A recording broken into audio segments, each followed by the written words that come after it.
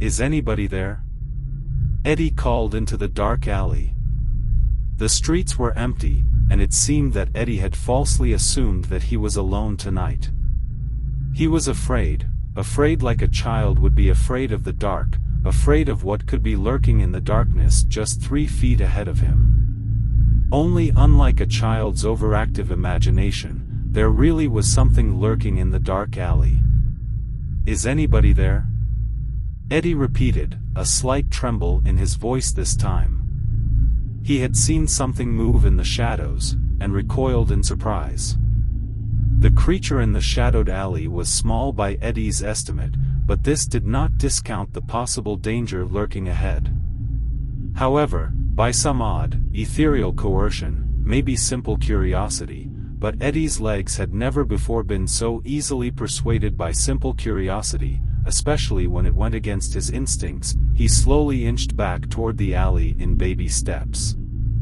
Now by an odd feeling that overpowered his fear, Eddie bent down. This made his keys jingle in his pocket, giving him a momentary startle.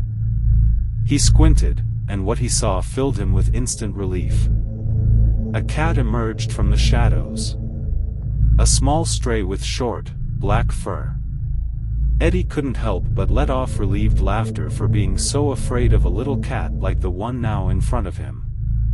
Eddie reached out to pet it, and it purred affectionately. "Aren't you just adorable, you little bastard?" Eddie exclaimed with a hearty chuckle. "You could have given me a heart attack. Come on, let's get you something to eat." Eddie picked the cat up, and noticed its beautiful, entrancing green eyes.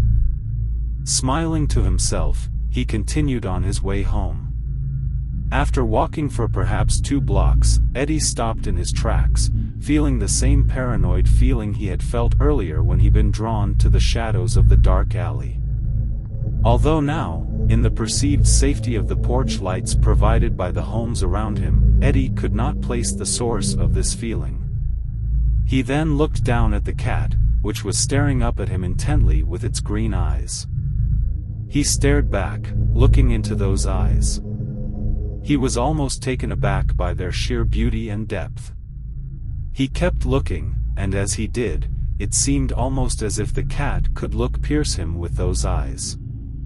A chill raced up Eddie's spine, causing him to spasm involuntarily for a moment and break eye contact with the cat.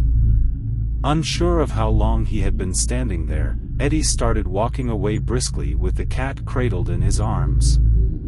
Eddie opened his door with the cat still in his arms, shutting the door behind him before letting the cat down gently and tossing his keys onto the coffee table in front of the couch. Now free to roam, it explored his small house. Probably looking for more people, Eddie thought to himself. He opened a can of tuna from the kitchen and left it on the living room floor, then went back into the kitchen to make some coffee. In the kitchen, he thought about the cat's eyes. How big and beautiful they were. And so very green, of course. Like 2 flawless emeralds. And how they seemed to draw you in with their uncharted depth, as if to hypnotize you. No, that wasn't the right word. No, more like absorb. Yes, that's right, they were absorbing. As he returned to the living room with his coffee mug in his hand, he saw the cat looking at the tuna, but not eating. "Go on, eat it," Eddie encouraged the cat. It then did as he said. Eddie went to his computer desk and sat down as he put his headphones on. He looked behind himself to see the cat staring back at him, unflinchingly. He turned back to the computer and logged into his email, checking for new mail for a few minutes. Next, YouTube. On the homepage, he noticed the song "Shake It" by Ian Matthews. After plugging his headphones in and putting them on, he clicked on it, turning the volume up to full blast, and listened. First the intro, with its smooth bass line. Then the vocals. "Here she comes ridin'. Rollin' it down the line." Eddie noticed something. odd, reflecting back at him from the monitor. Slippin' and slidin'. Tuckin', her sweet old time. Something closed around Eddie's left leg. The wet, scaly feel of it made the hair on the back of Eddie's neck prick up, and as he slowly turned around, he saw the cat that he'd brought home. Only it wasn't exactly a cat anymore. Two large tentacle-like growths had sprouted from where its front legs once were, and one had taken hold of his ankles while the other flailed about wildly.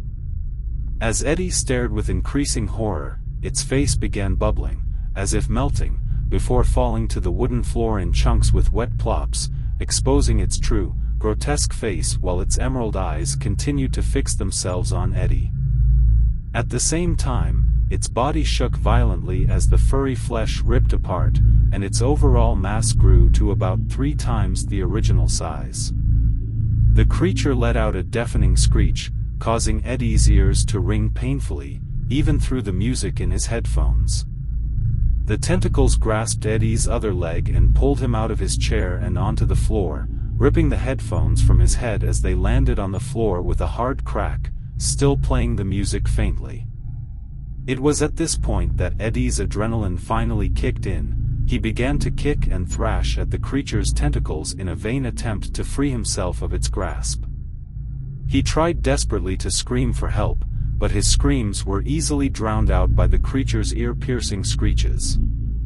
He rolled onto his back and got another look at the creature as it split open at the center of its own repulsive mass, exposing rows of blackened, dagger-shaped teeth and what he thought might have been a tongue, wiggling around in anticipation. The mere sight and sound of the splitting made Eddie vomit in his mouth. He could not position himself upwards to spit it out, causing him to choke on the vomit, shutting off his ineffectual screams. As the creature pulled him towards itself, 2 more tentacles burst from its lower half and wrapped around Eddie's wrists. He punched at the tentacles binding him to the monster, only for them to tighten around his limbs, causing them to go numb.